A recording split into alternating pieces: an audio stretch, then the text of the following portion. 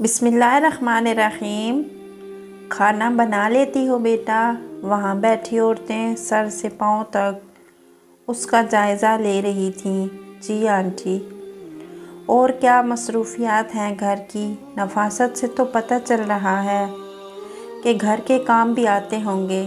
جی چلیں، شکر ہے، ورنہ آج کل تو لڑکیوں کے سر آسمان پر ہوتے ہیں۔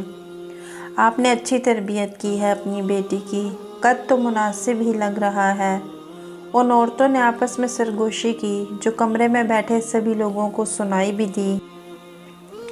آنٹی میں کچھ پوچھ سکتی ہوں پلیز؟ نمرا نے کہا۔ پوچھو بیٹا۔ سمینہ بیگم کے چہرے کے تاثرات اچانک بدلے۔ آنٹی، آپ کے بیٹے کو رشتے سنبھالنا آتے ہیں؟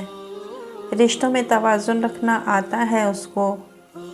آپ نے سکھایا ہے کیا کہ بیوی اور باقی رشتوں کو ان کی جگہ پر رکھتے ہوئے زندگی کیسے گزارنی ہے؟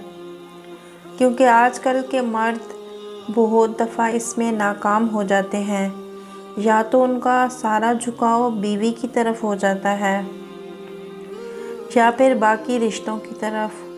اور اس کو یہ سکھایا ہے آپ نے کہ کوئی لڑکی اس کے لیے اپنا گھر بار، رشتہ دار سب کچھ چھوڑ کر آ رہی ہے تو اس کو عزت کیسے دینی ہے، یا اس کے رشتہ داروں کو بھی اتنی ہی عزت دینی ہے جیسی کہ وہ چاہتا ہے کہ اس کی بیوی اس کے رشتوں کو دے۔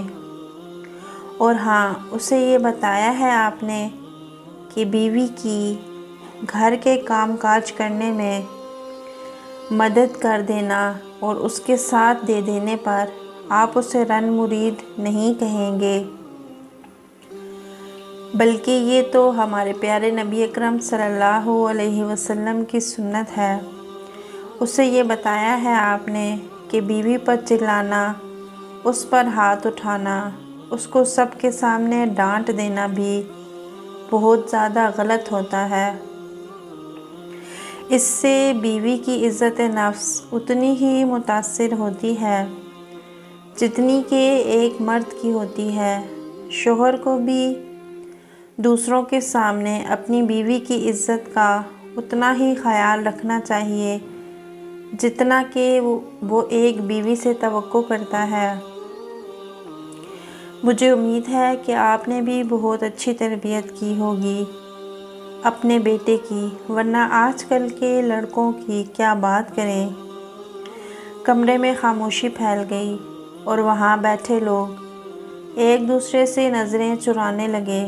اللہ معاف کرے بہن، کیسی زبان دراز لڑکی کا رشتہ بتایا ہے ہمیں۔